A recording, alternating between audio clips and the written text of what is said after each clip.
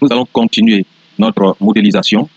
Nous avons donc notre bassin versant qui a été divisé en sous-bassins versants. Et ces bassins versants sont représentés ici. Alors, nous avons le bassin versant 1, le bassin versant 2, le sous-bassin versant 2. Alors, ces deux-là sont liés au sous-bassin versant 3 par une jonction. Et ces deux-là, donc, déversent dans le tronçon de rivière qui est là, que nous avons estimé, c'est celui-là. Et donc, lorsqu'on clique sur chaque bassin versant, on a en bas ici des paramètres donc, hydrologiques qu'il faut renseigner, pour permettre donc, la simulation donc, du calcul de la crue. Pour chaque bassin versant, on a des paramètres à renseigner. Mais d'abord, nous allons dans paramètres. Là, voilà, on a désélectionné tous les bassins versants. Alors, nous allons dans paramètres et nous voyons ici caractéristiques des sous-bassins. Nous avons, pour les sous-bassins versants, nous avons tous les paramètres morphométriques de bassins versants qui vont aussi intervenir dans le calcul. Nous avons déjà les surfaces, voilà, nous avons déjà les surfaces qui sont là. Mais là, nous avons différents paramètres. Nous avons par exemple la longueur du cheminement, du plus long cheminement hydraulique, qui est là en kilomètres. Nous avons sa pente. Nous avons donc des paramètres qui ont trait à l'hypsométrie des bassins versants ici. Voilà, ces deux-là, la longueur hypsométrique, la pente hypsométrique. Nous avons la pente moyenne du bassin versant globalement. Et puis, entre autres, le coefficient du drainage. Donc, c'est ces éléments-là qui sont déjà calculés automatiquement par le logiciel. Alors, ici, ce sont les paramètres hydrologiques que nous allons énumérer. En gros, des paramètres hydrologiques qui vont intervenir dans la simulation, dans la conception donc, et la modélisation de la crue que nous voulons calculer. Ici, d'abord, nous avons discretization method. Alors, lorsque nous voyons, il y a beaucoup de choix à faire. Il y a structured, ainsi de suite. Nous allons choisir structured. Alors, cette méthode-là concerne uniquement le modèle numérique des terrains, qui est là, le modèle numérique des terrains, qui permet donc de le conditionner, de le configurer donc, en différentes cellules afin de faciliter le calcul. Voilà. Donc, on a des choix à faire ici pour la méthode de calcul. On a ici la canopée méthode. Cette méthode-là permet d'estimer la part de la pluie qui est retenue à cause de la végétation. À cause de la végétation ici. Bon, on a le snow méthode. Nous, dans nos tropiques, on ne parle pas de ça parce qu'il s'agit de la neige. Donc, c'est un paramètre, une méthode qui permet de quantifier l'effet de l'accumulation ou de la fonte des neiges sur donc, le modèle. Et on va mettre known parce qu'il n'intervient pas ici. Donc la surface méthode, cette méthode-là permet donc d'estimer donc la propagation des débits dans les différents chéneaux, c'est-à-dire dans les cours d'eau, dans les différents réseaux du bassin versant. Voilà. Lui, il a plusieurs choix de calcul à faire. Voilà. Et ces choix-là, ça dépend des données, n'est-ce pas, des paramètres que nous avons, qui peuvent nous permettre de faciliter aussi. Ça dépend des zones et ça dépend aussi des précisions que nous voulons. Nous allons prendre par exemple le simple surface. Nous avons le loss méthode. Le loss méthode donc le loss méthode permet de calculer la pluie efficace, n'est-ce pas? Donc par le biais du loss méthode, on va estimer par exemple la quantité de pluie qui est évaporée et celle qui est infiltrée, qui s'infiltre. Et enfin, donc nous arrivons au transform méthode. Donc c'est une méthode qui va nous permettre de transformer donc la pluie en débit, en hydrogramme de crue, n'est-ce pas, à l'exutoire du bassin versant. Et enfin, en bas ici, nous avons le base flow qui va permettre d'estimer la quantité d'eau qui ne ruisselle pas, mais qui coule, n'est-ce pas, de manière souterraine, donc dans les nappes phréatiques. Voilà. Donc l'écoulement souterrain ici. Et tous ces paramètres-là, il y a plusieurs choix de calcul de ces méthodes-là. Voilà. Et c'est ce que nous allons donc, c'est ce que nous allons faire ici. Nous allons choisir donc des éléments de calcul ici qui sont adaptés donc à notre bassin versant, que ce soit la région, que ce soit la situation, ainsi de suite, que ce soit la précision dont nous avons besoin, et qui vont nous permettre donc de paramétrer donc les conditions, les calculs hydrologiques, afin que la simulation ou le calcul de la crue soit fait de manière efficiente et efficace. Alors pour cela, on peut le faire sur chaque bassin versant. Lorsqu'on clique sur un bassin versant, on a les paramètres ici qu'on change. Lorsqu'on clique sur chaque bassin versant, on a les paramètres ici qu'on change. Voilà. Il faut savoir aussi que pour les différents, par exemple pour la jonction ici, n'est-ce pas? Voilà, ici, il n'y a rien à changer.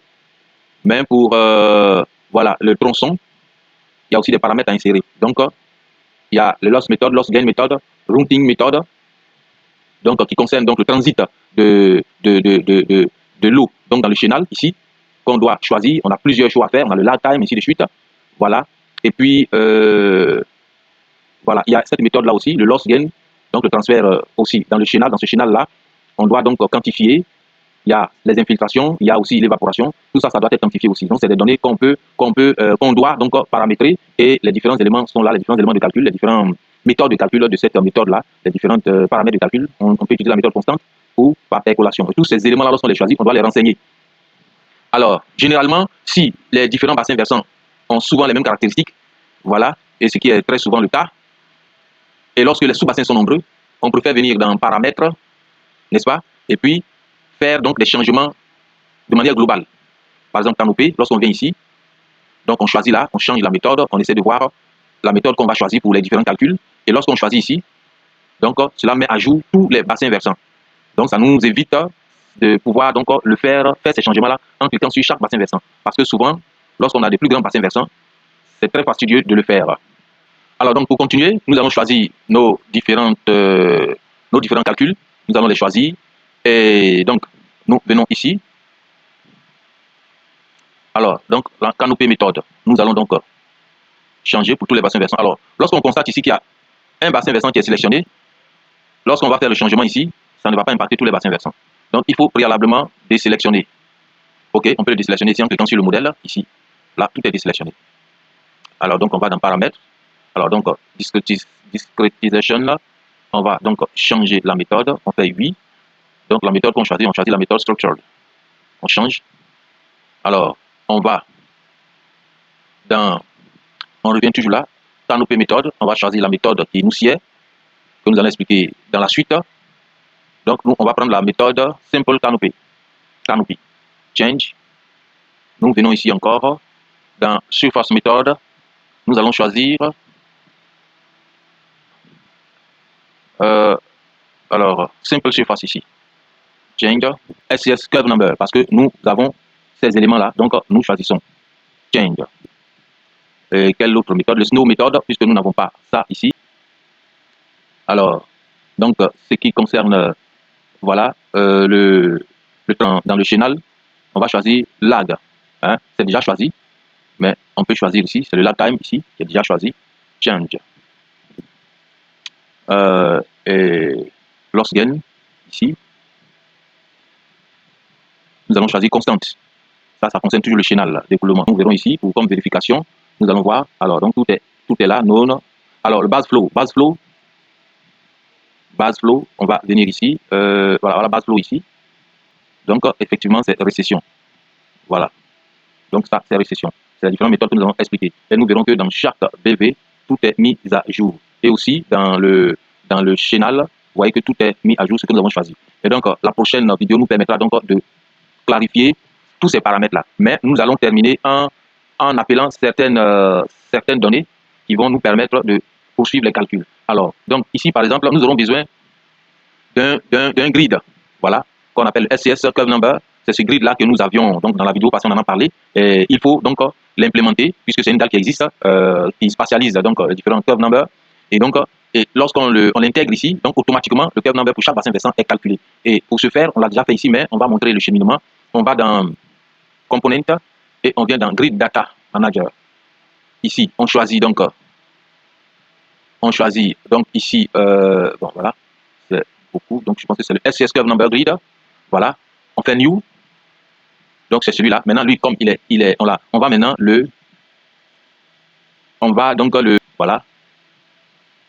Ok, bon, voilà, on va laisser ça. Donc on va importer notre grid que nous avons enregistré déjà dans notre dossier bien connu. On va dans GeoType. Voilà, notre fichier. Le curve number, nous le sélectionnons. Alors, donc là, il est là, nous l'avons sélectionné. Donc il va nous permettre de calculer le curve number puisque le curve number va intervenir.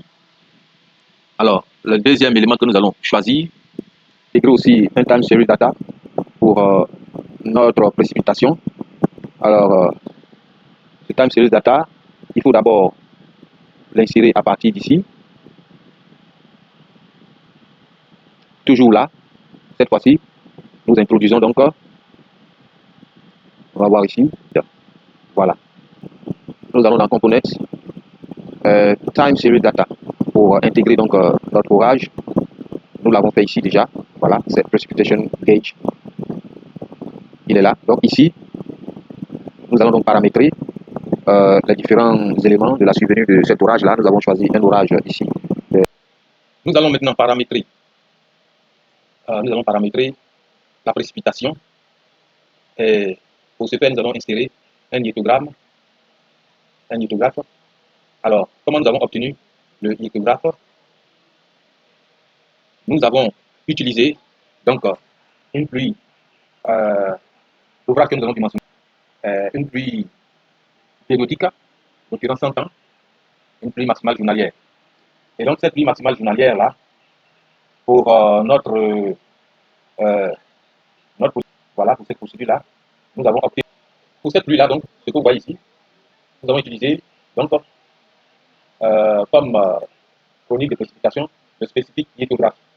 On l'a choisi, si nous revenons en arrière ici, il faut savoir que sur le bassin versant, il faut programmer un orage afin de pouvoir faire la modélisation. Et pour programmer cet orage-là, il faut donc implémenter, donc, de la même manière qu'on a implémenté le modèle du bassin, on va implémenter donc le modèle météorologique qui est là, que nous avons donc créé.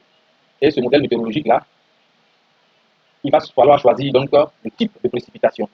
Il y en a plusieurs, voilà. Alors nous allons choisir, il y a un, par exemple, le hypothetical storm, qui est très souvent plus simple à faire, mais celui qui est plus réaliste pour, dans notre secteur aussi, c'est le spécifique hydrographe. Et ce spécifique hydrographe-là nécessite donc l'implémentation ou bien l'installation d'une série pluviométrique.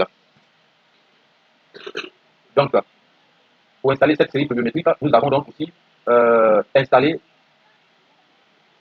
donc, le Time Series Data.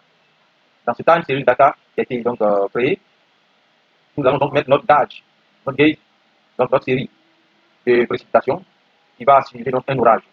Et ce que nous avons fait, nous avons utilisé ici, voilà, puisque nous n'avons pas donc les éléments de cette zone, nous avons utilisé donc la pluie maximale journalière d'occurrence 100 ans et nous avons désagrégé, n'est-ce pas, pour pouvoir trouver cette série pluviométrique. Et la méthode que nous avons utilisée, c'est la méthode de Chicago. Et donc pour ceux qui veulent donc entrer plus en profondeur pour ce genre de méthode-là, il va falloir nous le signifier en message et nous allons donc le faire. Donc pour ce qui concerne donc notre précipitation, ce que nous avons fait donc, il faut savoir que cela nous a permis de désagréger selon donc cette procédure-là. Et nous avons donc nos pluies. Et voilà l'hypographe qui est là. Et ce que nous avons fait donc, c'est de pouvoir remplir donc ce tableau-là. Alors, ce component-là a été créé aussi. Donc ici, c'est le time data series. C'est là que nous allons donc mettre les éléments de notre photographe. Et pour ce faire, il faut, quand nous l'avons créé, alors nous cliquons là, alors nous mettons la date de début et la date de fin. Nous avons donc calibré notre orage sur 6 heures. Alors le pas de temps est de 10 minutes. Le pas de temps est de 10 minutes. Et donc nous avons 1er juillet 2026 de 0 heure et 1er juillet 2026 à 6 heures. Lorsque nous avons intégré ça, nous venons donc ici, dans le time series data, ici, pour donc mettre nos différents éléments de pluie. Voilà. Alors ici, nous allons donc les mettre tout de suite, mais il y a un petit souci de conversion. Alors là, on utilise les virgules, mais ici, c'est des points. Donc nous allons convertir donc, les virgules en points rapidement. Voilà, je crois que c'est là. Remplacer. Donc, c'est toutes les virgules ici. Voilà. Nous allons prendre le point. Le point, c'est là. On va remplacer. OK. Alors, on va copier. Voilà. On copie. Et on vient donc coller ici. Contrôle. Voilà. Donc, nos éléments sont bien là. Et nous allons regarder notre graphe. Voilà notre graphe qui est là. Nous enregistrons. Et puis, voilà, nous allons donc. Alors, la dernière chose à faire. OK, donc nous allons nous limiter là pour aujourd'hui. Et puis, nous continuons la prochaine fois. Donc, si vous avez besoin de plus de précision pour la conception donc, de cette série pluviométrique, vous nous informez donc, en message sous la vidéo. Likez et abonnez-vous pour nous permettre donc, de terminer cette série. Parce que de là, nous allons aboutir donc à la conception hydraulique d'un pont à partir de E-Class.